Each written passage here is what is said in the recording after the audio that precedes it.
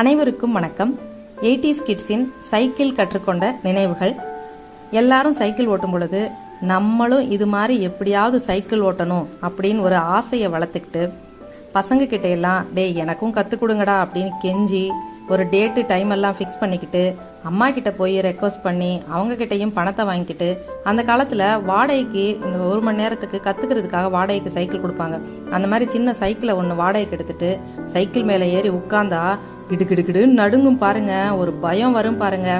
எல்லாத்தையும் கண்ட்ரோல் பண்ணிட்டு மெதுவா ஓட்டினா முதல்ல கீழே விழுவோம். விழுந்த உடனே ஒரு டயலாக் கேட்கும், டேய் 4-5 தடவை விழுந்து எந்திரிச்சாதாடா சைக்கிள் கத்துக்க முடியும். இந்த டயலாக் எத்தனை பேர் கேட்டிருக்கீங்க? ஒரு லைக் போடுங்கப்பா. கையில காலில் ரத்தம் வரும், அதையும் எப்படியாவது கஷ்டப்பட்டு அழுக வரும், அதையும் கண்ட்ரோல் பண்ணிட்டு கொஞ்சம் கொஞ்சமா கஷ்டப்பட்டு ஓட்டினா அது ஒரு பெரிய சாதனை தாங்க. அதுவும் தனியா ஓட்டும் போது அது ஒரு பெரிய சாதனை தான். ஓட்டுறதுக்குள்ளேயே பசங்களோட சேர்ந்து சைக்கிள் ரேஸ் வைக்கிறதும், நான் கத்துக்கிட்டேன், நான் உங்களுக்கு எல்லாருக்கும் ட்ரீட் கொடுக்குறேன் அப்படின்னு சொல்லி பக்கத்துல இருக்கிற ஐஸ் கடைக்கு போய் எல்லாருக்கும் ஐஸ் வாங்கி கொடுத்து ட்ரீட் கொடுக்கறதும், இந்த மாதிரி நினைவுகள் எல்லாமே அளப்பறதாங்க. இந்த நினைவுகள் எல்லாம் மலரட்டும். இந்த வீடியோ பிடிச்சதுன்னா லைக் பண்ணி ஷேர் பண்ணி சப்ஸ்கிரைப் பண்ணிக்கோங்க. மறுபடியும் இன்னொரு நல்ல வீடியோல உங்களை எல்லாம் சந்திக்கிறேன். நன்றி. அனைவருக்கும் வணக்கம். 80s கிட்ஸின் சைக்கிள் கற்றுக்கொண்ட நினைவுகள். எல்லாரும் சைக்கிள் ஓட்டும் பொழுது நம்மளும் இது மாதிரி எப்படியாவது சைக்கிள் ஓட்டணும் அப்படின்னு ஒரு ஆசையை வளர்த்துக்கிட்டு பசங்க கிட்ட எல்லாம் டேய் எனக்கும் கற்றுக் கொடுங்கடா அப்படின்னு கெஞ்சி ஒரு டேட்டு டைம் எல்லாம் ஃபிக்ஸ் பண்ணிக்கிட்டு அம்மா கிட்ட போய் ரெக்வஸ்ட் பண்ணி அவங்க கிட்டையும் பணத்தை வாங்கிக்கிட்டு அந்த காலத்துல வாடகைக்கு இந்த 1 மணி நேரத்துக்கு கத்துக்கிறதுக்காக வாடகைக்கு சைக்கிள் கொடுப்பாங்க.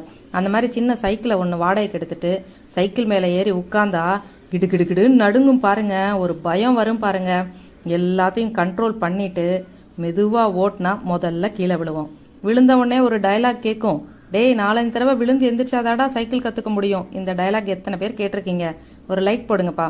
கையில காலில் ரத்தம் வரும், அதையும் எப்படியாவது கஷ்டப்பட்டு அழுக வரும், அதையும் கண்ட்ரோல் பண்ணிட்டு கொஞ்சம் கொஞ்சமா கஷ்டப்பட்டு ஓட்டினா அது ஒரு பெரிய சாதனை தாங்க. அதுவும் தனியா ஓட்டும் போது அது ஒரு பெரிய சாதனை தான்.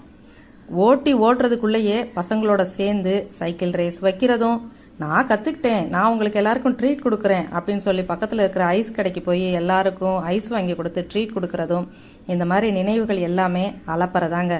இந்த நினைவுகள் எல்லாம் மலரட்டும். இந்த வீடியோ பிடிச்சதுன்னா லைக் பண்ணி ஷேர் பண்ணி சப்ஸ்கிரைப் பண்ணிக்கோங்க. மறுபடியும் இன்னொரு நல்ல வீடியோல உங்களை எல்லாம் சந்திக்கிறேன். நன்றி. அனைவருக்கும் வணக்கம். 80s கிட்ஸின் சைக்கிள் கற்றுக்கொண்ட நினைவுகள். எல்லாரும் சைக்கிள் ஓட்டும் பொழுது நம்மளும் இது மாதிரி எப்படியாவது சைக்கிள் ஓட்டணும் அப்படின்னு ஒரு ஆசையை வளர்த்துக்கிட்டு